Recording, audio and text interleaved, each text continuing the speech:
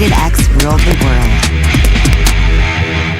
world. They were superheroes of sex. Sex was the role and nudity was my costume. You really had to talk and walk and have sex at the same time. From the peep shows to the silver screen. My name was listed as appearing in 14 different movies that day in New York City.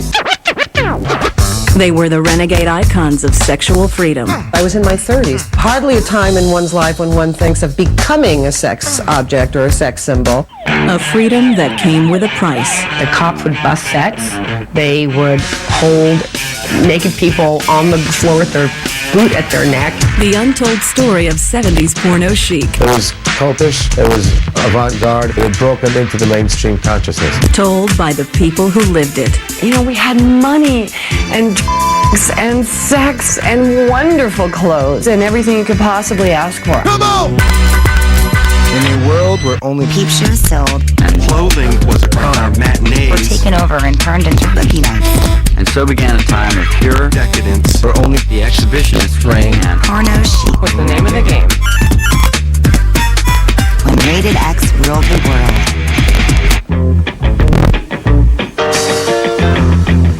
We lived in an era that will never be again. We were the pioneers. we were a bunch of kids expressing ourselves. It's your thing. Do what you wanna do. A lot of us had an attitude of screw the establishment. You know, everyone was against the war. Kids were getting shot at Kent State. There was Woodstock, nude in the mud, in the rain, dancing with the flowers. The whole culture was changing. We began to also question what our freedom of sexuality was. I was trying to figure out a way to say F you to my parents and the Catholic Church at the same time. It was the sexual revolution. The whole idea of sexual liberation and sexual satisfaction and self-actualization were just brand new concepts that were really being pushed on a lot of fronts, including entertainment. And then the whole nature of rebellion overflowed into motion pictures. Clockwork Orange, Performance, and Last Tango in Paris, all those films were really on the edge. In '69, an X-rated movie wins the Oscar, Midnight Cowboy. Midnight Cowboy was kind of risque in a lot of ways. My father went to see Midnight Cowboy with my sister, and he thought it was a Western. Well, sir, I ain't a for real cowboy, but I am one hell of a stud. And he was so embarrassed to be in the theater with his daughter. It's one of the best movies ever made about friendship, but the intensity of the sexual level in that movie is also unparalleled. It had an X. Rated X essentially meant that it had something totally and absolutely against the grain. I don't know why they institute these ratings, but the Rated X was a good publicity thing. Rated X, that's, I can see that. I'm not quite sure whether the stuff that was coming out of mainstream gave porn the entree to do things a little more scandalous, or if it was the other way around. It was an unleashing of the counterculture. And the counterculture, for the first time, went public. We decided to try and push the envelope and show everything explicitly. Because people wanted to see it. Ready or not, here I come. In the 70s, New York City was a hubbub of erotic entertainment. There were a lot of strip clubs. There was a massage parlor in every corner in Times Square. It was highly sexual. It was just insane and wild and wonderful. But in those days, it just had a little grit. New York City was the clitoris of the United States. I came to New York City. I was working as a Screen Actors Guild actress and a runway model, and my Screen Actors Guild agent was moonlighting as a porn agent, and she said, I could get you some work, and you could be the star. There was a very, very burgeoning scene in New York of loop makers. There were loops, which were either 8 or 16 millimeter, which would go into the peep shows. These were 8mm film clips that would be taped together in a loop so that you could put your quarter in the machine and put another quarter in the machine and another quarter until the film would run through. A loop is just a sex scene. No story, just sex. They ran in storefront theaters. The guys that went to see the movies were the little old men in the raincoats. We used to call them the raincoat crowd. A lot of people didn't realize that under those raincoats there was 3-piece suits and they were working on Madison Avenue. I was working for a classical repertory company, doing Shakespeare, you know, but we weren't making any money. I was looking in the Village Voice for a part-time job, and under the part-time job listings, it said something about nude modeling or something like that. So I went over to this basement on 14th Street, and there was a mattress in the corner, basically an old, beat-up, dirty mattress in the corner. This was the beginning of the X-rated industry, I think, this dirty mattress. So anyway, I had sex with this girl. It was fabulous. I was there for maybe an hour, had a great time, got paid. And all of us would get together and we'd kind of pick our partners and they would shoot a little scenario. And we'd shoot 2 or 3 in an afternoon. I took to the job like a duck to water.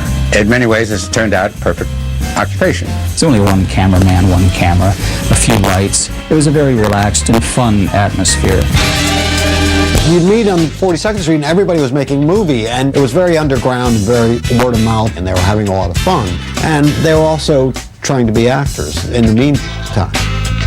I was a legitimate actor, doing summer stock, doing the shows, doing off-Broadway, and I sent my photo to, I believe there was an ad in Screw Magazine for actors who would like to get into this particular end of the business. I got a call, and I went over there, and it turned out to be Linda Lovelace. Linda Lovelace was a gal who did loops. Linda was very sweet. She was just cute, didn't look like anybody's idea of a porn star. Linda was kind of a slacker and free love and drug chick. She was married to a fellow by the name of Chuck Trainer. Chuck was a good old boy from Homestead, Florida, and really could put the make on women and really seemed to be charming. Chuck was an average Joe Blow type of guy, and he knew what a guy would want to see and would want to experience sexually. He was more of a voyeur, and that's what his connection to the porn industry was. Chuck and Linda heard about Damiano and said, well, all right, let's go see him. Gerard Damiano was one of the better directors and writers in this industry. Jerry was a hairdresser and who wanted to make movies, so that's what he did. He gave up hairdressing and started making movies. Chuck had a good rap, so he started talking to Gerard, and they went to a party, and Linda performed this incredible feat of oral sex. Damiano sees Linda's talents, and that weekend he goes home and he writes Deep Throat. She was so good at this deep throating that Jerry was convinced that she should be the star of this movie. Deep Throat changed this entire industry because it was basically the first talkie. Look, Helen, there's got to be more to life than just screwing around. They felt, well, we can't put just a bunch of loops in theaters. I mean, we have to intrigue them in some kind of dramatic fashion. There should be bells ringing, dams bursting, bombs going off, something. It had a plot. Deep Throat was about a woman, Linda Lovelace, who has a clitoris in her throat. There it is! What? Well, your clitoris, it's deep down in the bottom of your throat. Harry Reams played the doctor that discovered this phenomenon. It opened up in a theater where you could go and pay to get in, not to some sleazy bookstore and put in a quarter or two and get stuck to the floor. The World Theater in New York ran Deep Throat. Bomb? And dams bursting. Rockets, red glare. The dialogue was corny and stupid in some cases, and the acting was abysmal. It had a certain feel to it. It was very playful. It's a comedy. It's very lighthearted. What's a nice joint like you doing in a girl like this? There's a lot of funny lines. Mind if I smoke? While you're... It was nice. It was a totally different thing. People could laugh openly at sex. The man I marry has to have a 9-inch... This was a comedy. It was cute. It wasn't dirty. How was Linda Lovelace able to get all that down her throat, you know? She would deep throat it and she would tickle her throat, good clitoris, and boom, pow, the fireworks would go off.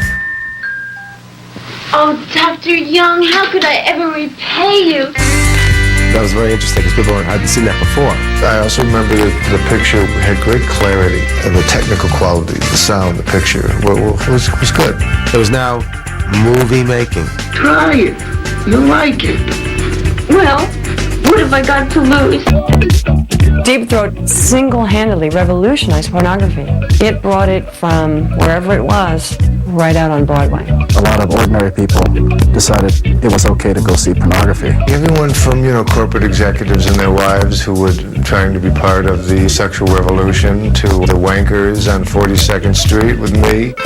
Deep Throat was the first movie you could take your girlfriend to because it was hip, it was hot, it was in, it was a thing to do. I think my dad took me to Deep Throat. There was popcorn and sodas, and it was just like a movie. When I was 18 years old, I got a job in a movie theater selling popcorn, and the movie that was showing was Deep Throat. And there were lines around the block. It was the talk of the town. I mean, my mom and dad even went to see it. It was reviewed in the New York Times. It was reviewed everywhere. Linda Lovelace really became the world's first porn movie star. Linda, you were born with all the equipment you'll ever need. She became a household name, and Deep Throat became a household word. We do all right. Who's got it better? It, of course, became a terminology wrapped into poor Nixon with the whole Watergate situation. It became a discussion piece. It became a thing that you could actually talk about, like a coffee table book. It was cultish, it was avant-garde, it had broken into the mainstream consciousness. It was a sexual awareness in our country at the home level, but not in the political level. When Deep Throat was playing at the World Theater, the judge ordered it taken out of the theater. It's like when you say, no, no, no, you can't have it. People are like, oh my God, I gotta go see this. It was the most creative headline I'd ever seen in a paper. It said, "Judge cuts throat, world mourns." You're not getting off that easy. You've shown me the way, and now you want to throw me out on the street? Deep Throat certainly set the standard and opened the floodgates of sexuality that gathered up a bunch of other very fine movie makers who thought, well, hey, I can do that too. There was a group in New York, and eventually they became a group in San Francisco. San Francisco had sort of the political climate. It was more underground, kind of odd.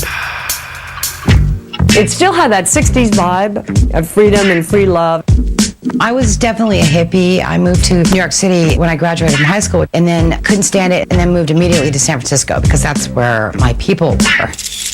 I was trying to model. Her father really tried to dissuade her from going into being a model. He didn't know how sleazy modeling was at that time. I did get some work. I did a Clairol commercial. I did Pepsi. Marilyn was also in a Barbra Streisand movie, The Owl and Pussycat. My main goal was to become an actress. People did what they do. They didn't just drop from the sky and do porno. I did read an ad in the San Francisco Chronicle that said now casting for a major motion picture. I thought, okay, here's my calling. I really didn't know what I was getting into. So I walked into stage A. They asked if I wanted a bowling or a non-bowling role. I thought they said, do you want a bowling role? She said, oh my God, a bowling? I'm not going to do this. I'm not that kind of girl. And as I was leaving in a hurry, Jim and Art Mitchell were standing at the top of these stairs. They owned the O'Farrell Theater. They wanted to get somebody who wasn't really a porn star. They saw me leaving and they were screaming at me to wait and don't go, don't go. And then I thought, well, all right, I'll go see what they have to say. And they proceeded to tell me the story of Behind the Green Door. She said, give me like $25,000 and a certain amount of gross, which she thought they would never do. And she left. So I went home, and not an hour, even an hour later, they called and said, okay, we want to come over, we have the contracts, we're going to go for it. And it was like, what? They really called my bluff. And I thought, well, it really wouldn't be that bad. I mean, I could use it as a stepping stone to further my career. Put a cherry on top, whipped cream it up. Behind the Green Door was made for probably around $50,000. And that was a high-end figure. So this was a pretty big deal. We shot on 16 millimeter, and I think they blew it up to 35. So it was really had a very grainy effect. And that brought it up to a whole new level of colors and fantasies and a little bit more of a surrealism in the movies instead of that plot, sex, which we had seen so much of before. The story of Behind the Green Door is that of a woman who is abducted and taken to a very bizarre elite sex club and loved as she's never been loved before. I don't remember being that much sex in the movie. But that's okay. That made it more of an art film. did take it to the Cannes Film Festival. And about that time, I told Jim and Art, I said, oh, by the way, I just heard that my Ivory Soapbox is going to be hitting the shelves actually the very same week that the film's going to come out in theaters. Here she was being in a dirty movie after having been on a box of detergent. There was some sort of irony there, I think. That was a PR man's dream. You know, the controversy of the lily white, 99 and 44, 100% pure as the driven snow. And then that girl goes behind the green door. That really shot it into national and world news. Behind the Green Door was a huge cultural phenomenon, and my mother went to see it. It's an interesting movie, and Marilyn was absolutely drop-dead gorgeous, and she was well-spoken. I can feel there's a lot of things coming for me because I really am a serious actress. And she was smart, and I think kind of upstaged Linda Lovelace. While that was going on, along came a fellow by the name of John Holmes. He was what you would call a geek. Very quiet, very reserved. John Holmes was a very, very shy, insecure guy from Ohio who came to Los Angeles. We were married in 1965. No one knew he was married, and he kept his private life extremely private. He'd started at a young age. He was probably 19, 20 years old. I think he'd done a few loops and things like that, but nobody paid much attention to him. Sharon didn't know his involvement in porn. I walked to the bathroom, and he's standing at the sink with a ruler, and he's measuring his penis, and he's mumbling to himself, 10, 4 inches around. It'll work. And, I'm thinking, this is really strange. So I said, John, what are you doing? And he says, well, I need to talk to you about that. He said, I found a new job. She said, are you out of your mind? And I said, fine, you can cuddle in bed, but I will not be having sex with you. Now you can do whatever you want. Come on! Let's get dirty. I graduated from UCLA, where I attended film school, and I found out I could get work as a cameraman on adult movies. I had an office up on Sunset, and this guy comes in. He wanted some work as a grip, and he said, well, we got a grip, and he goes, well, I'm also an actor. I took one look at him and said, I don't think we can use this guy. So I went back in the other room and continued my editing. My partner, Lan, came out, and he said, buddy, you got to come in and see this. I said, see what?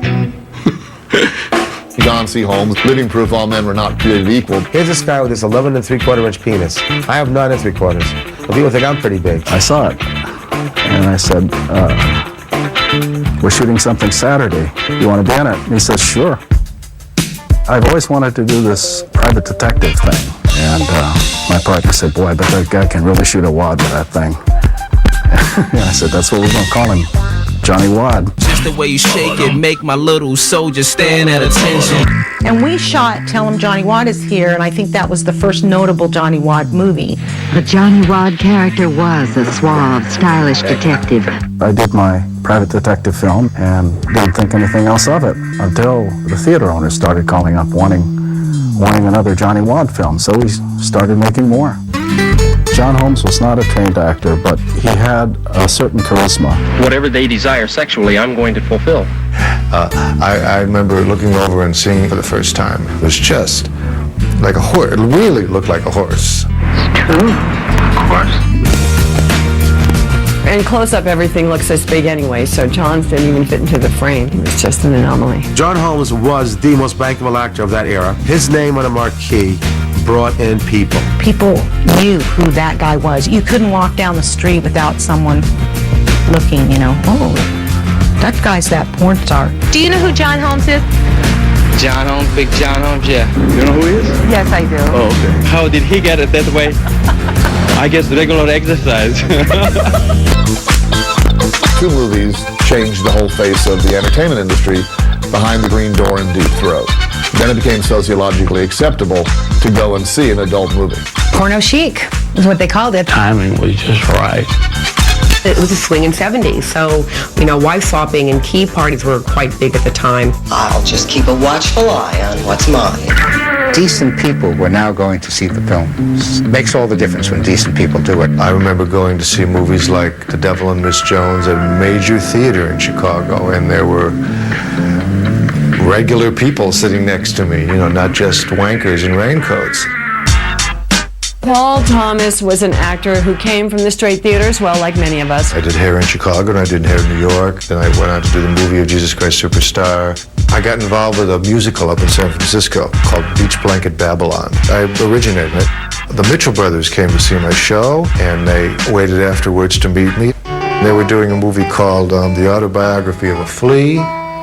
Suddenly, I could be a great, big, famous porno star in San Francisco in the golden age of porn. Mine at last. The Autobiography of a Flea. It was based on an Elizabethan novel. And I'd read the book. Great piece of smut. You will swim in a sea of sensual pleasure. It's the story of a chambermaid and her princess, or courtesan, told from the vantage point of a flea. Will I ever get that great thing into my poor little person? The movies were stories, some good, some bad, but they were 3-act plays with character arcs and beginning and middle and ending.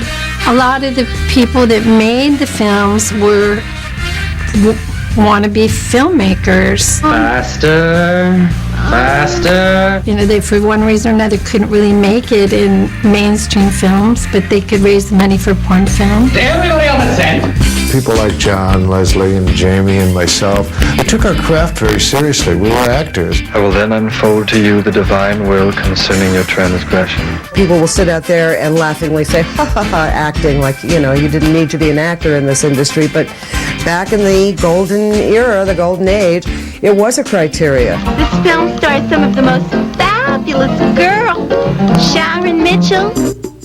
You really had to talk and walk and have sex at the same time and hit your cues and hit your marks. Having sex on film is unlike anything else you've ever experienced. You're in high heels. You're attempting positions that you shouldn't without training from a trained professional. For hours at a time, you're usually having sex on, desks, bales of hay, the floor, bent over backwards, trying to suck your stomach in, look beautiful. It's not romantic. It's not terribly orgasmic. It was work. First time I had sex on film, I loved it. I absolutely loved it. I still have the scar from the wood burn. Second only to rug burn in its horribleness. Now what you have to do is erase the fact that there's 30 other guys out there and lights and you're the center of attention. Easy, easy. Well, sex is like baking. It all depends on when you take it out. The sex would take a long time to set up and do, so you had to keep an edge on, or you just get out of the sexual mood. It was a constant challenge to wait until your scene came up, so you didn't blow your nut before you had to deliver it on camera. I didn't need to do that so fast. On the set, you see a cute girl and you weren't going to work with her for a few hours, you take her into another room or the bathroom or something. And we'd have sex while we're waiting to have sex. Sex was rampant.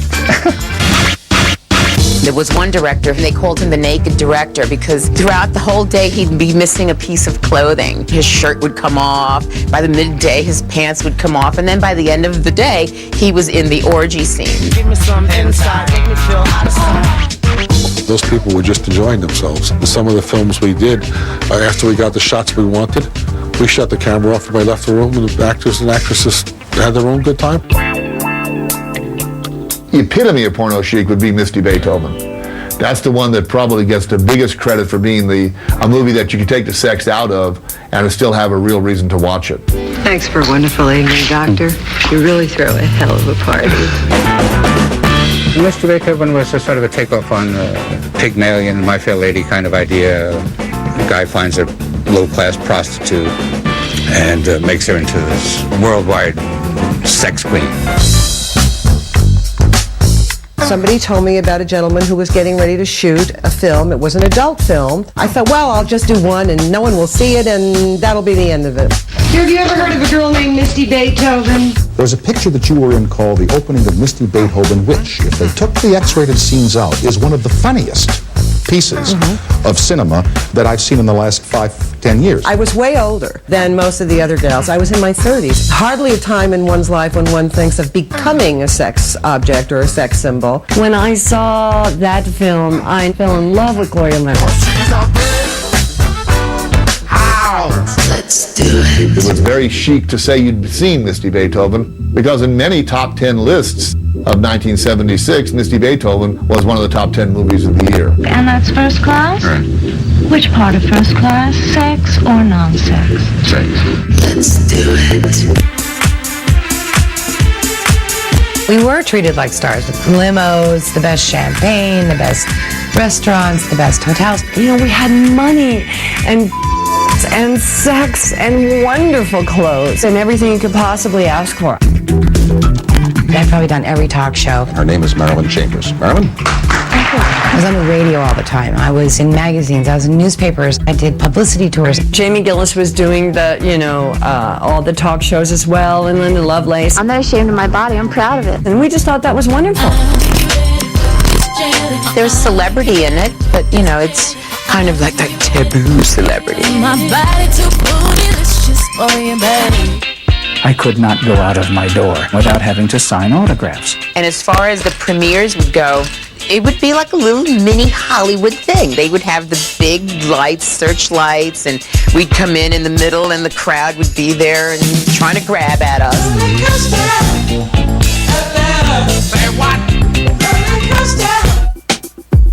Took a look in the paper one day. My name was listed as appearing in 14 different movies that day in New York City.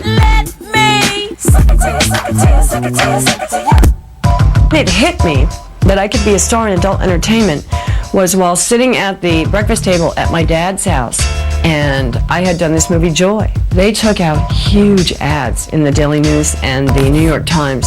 Giant pictures of me leaning over saying, "Joy is coming in the streets, Joy is coming in the," full page ads. And I remember my dad choking on his donut and saying, "So we have a star in the family now." And I said, "Yeah, I guess we do." Big movie producers would ask me to come to their office because they were casting for this film, or Dino De Laurentiis, and blah, blah, blah, and Jack Nicholson, and all these people. Really, I was a curiosity. They wanted to see if I was real.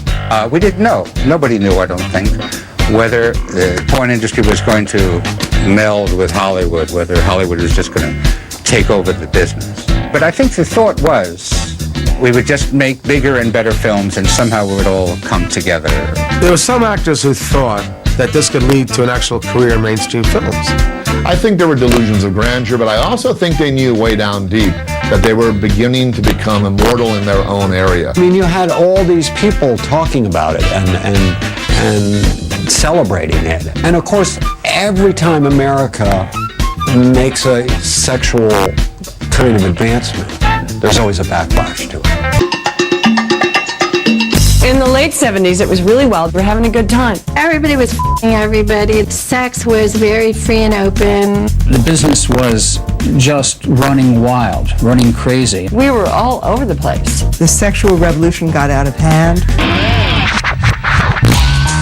Had a negative side and a downside as well. In terms of personal relationships, I mean, it's very, very difficult to wake up in the morning and say, "Oh, hi, honey, I'm going to go to work today. I'm going to f 2 girls, 2 boys, 6 rhesus monkeys, but it's you that I love, and I'll be back home. What did you want for dinner?" How was your day? Not bad. We make lousy mates. Nobody outside the business really understands it, or could understand it. You were really stigmatized. I don't know what you heard about me. My parents were totally appalled. They were mortified. They said that I ruined their image. I took my parents out to dinner, and the table next to me kept snickering and pointing and laughing. And I finally looked at my mom and dad and said, "By the way, all those B-rated drive-in movies that I was talking about? Well, they're all X-rated movies." And my mom looked at me and she said, "I know, son. Your aunt and uncle have seen a lot of them." My dad said to me, "You want to get into some cockamamie business? Go ahead. Don't you ever use the family last name." Shut up, just shut up, shut up.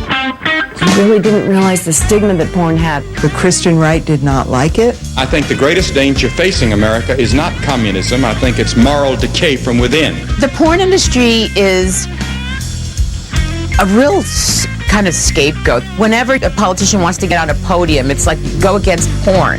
Sex sells across the board, even in politics. In the 70s, there were a lot of court cases, a lot of debate as to if porn was legal. LA County was absolutely arresting people. The cops would bust sets. They would hold naked people on the floor with their boot at their neck. I was taken before a grand jury in Los Angeles, and they asked me all kinds of questions. And at the end, one person raised their hand. It was a lady, and she said, "Did you enjoy the sex behind the green door?" The public wasn't freaked out as much as the government was making people believe they were. One time I went to jail. My charges were fornication and fellatio. When the judge looked at fellatio, which means to go down on a guy, and just starts whipping out his dictionary, and then he crosses it out and says cunnilingus. So I was charged with cunnilingus. They didn't even know what fellatio was, because they'd probably never busted anybody for that before. I have never been so humiliated in all my life. Deep Throat was one of the first films that people started shutting down. The law said, you're not showing this. People started picketing the theaters. It was amazing that it was this big of a deal over sex. You know, if you don't want to see it, don't go buy a ticket. Pornographic film star Harry Reams and 11 others involved in the making of the movie Deep Throat were convicted in Memphis recently. In Memphis, Deep Throat was busted for multiple obscenity charges. Harry Reams had to go down south to fight the prosecution case. Celebrities came to their aid who said, well, we don't like this kind of film. We feel that no actor should be prosecuted for work that they do in a film. And you had Warren Beatty and Jack Nicholson come out and head the Harry Reams Legal Defense Fund. That's 76. It doesn't end till like 77, 78. And eventually it was thrown out. Let's get rid of the antiquated obscenity laws as they relate to pornography. I had been arrested 3 times for obscene behavior, and the one thing that kept me going back and winning each time was Larry Flynt taking a bullet. Larry Flynt was the target of the religious right, of the feminist movement. He had many, many enemies who felt that his portrayal of women in the magazine was less than flattering. Hustler, it was the first magazine to show women with their legs actually open. That was huge at the time. The shooting of Larry Flynt was the shooting of, was sort of killing the messenger, that the person who came with the news that society had changed. We pay a price to live in a free society. When Larry Flynt got shot, we all felt, what's going on? Felt that we were going to be stopped. The height of the anti-porn era took place toward the end of the 70s, where they developed this Women Against Pornography organization, and where Ms. Magazine was very down on the topic. The women's movement began to say, wait a second, these are real women, and they're being shown on the screen, and they're being abused, and they're not making any money. Other people are making money off their bodies. Gloria Steinem came after us, that you're showing women in a bad light. I would be doing a book signing, and she would send out one of her people to come up to me and give me a piece of paper. Oh, here's a piece of paper if you ever need to escape, which, I appreciated their concern, but, that he took it a little too far. We were appalled because we felt like we were the feminists. Get about my face, you couldn't relate. It strikes me as odd or unusual that the two of you have joined forces after all these years. Linda Lovelace was approached by some of the women in the anti-porn movement. When the book Ordeal came out, it was bad. What she said was she'd been forced or coerced to perform adult material. I was beaten and forced and held at gunpoint to do it. They basically claimed that we were all victims, and we wanted to say, hey, we're doing this because we want to. We're not all victims. The whole idea that people are still making money off of the fact of my being degraded and abused is absolutely phenomenal to me. What we were doing was our definition of feminism. It was taking control of my life, taking control of the sexuality of my life.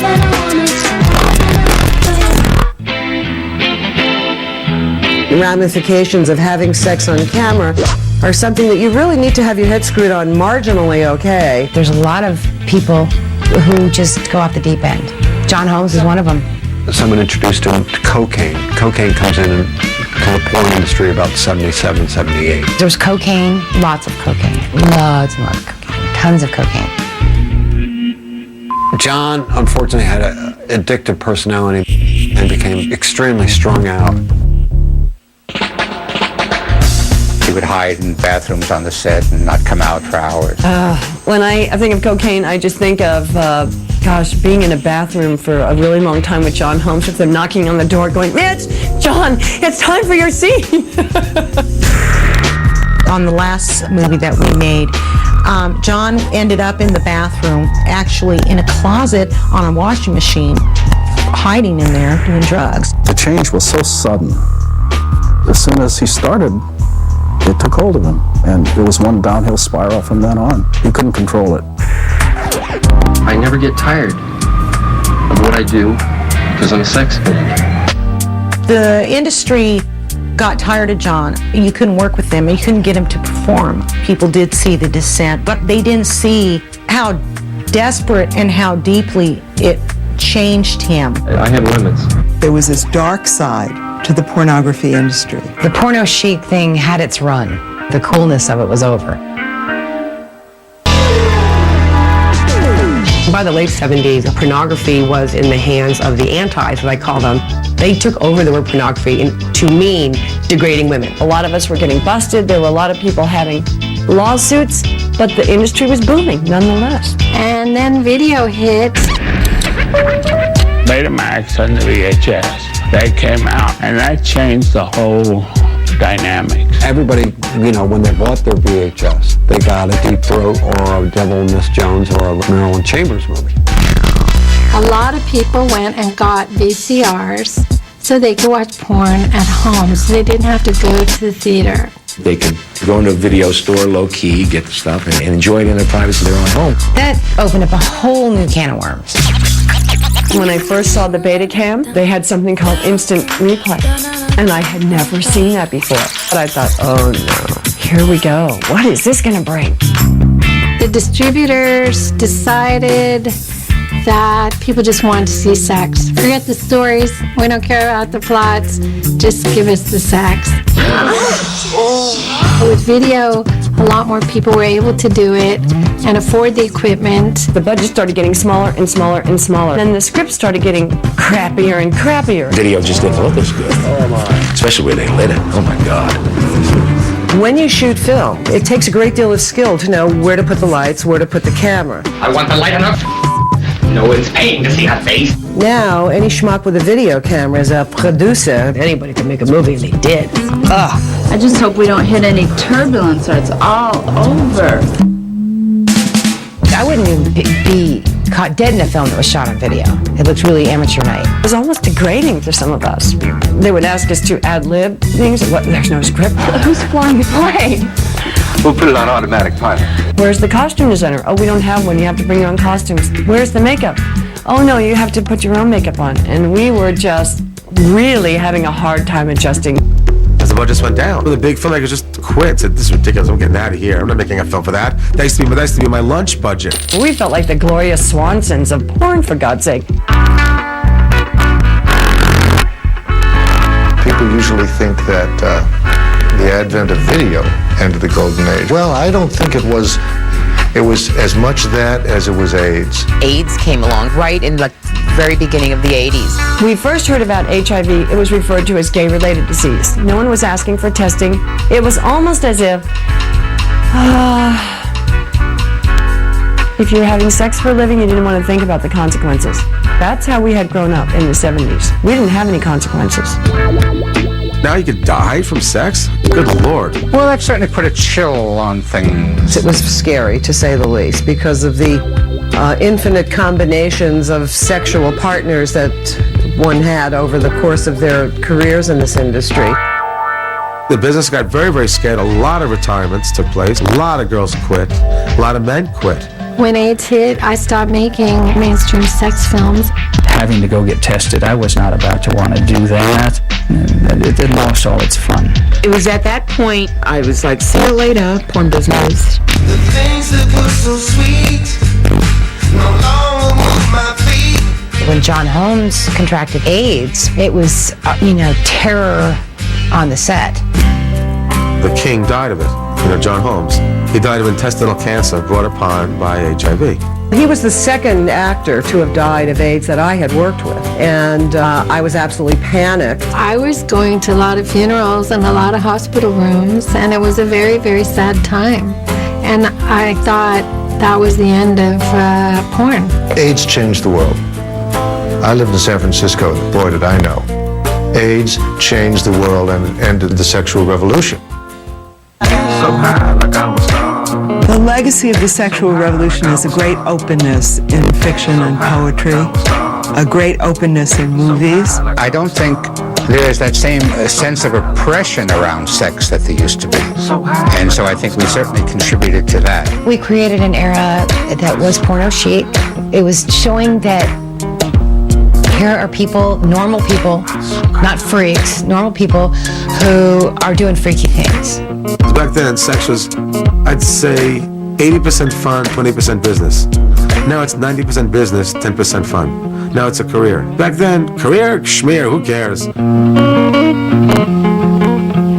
got me lifted, feeling so gifted. Sugar, how you get so fly?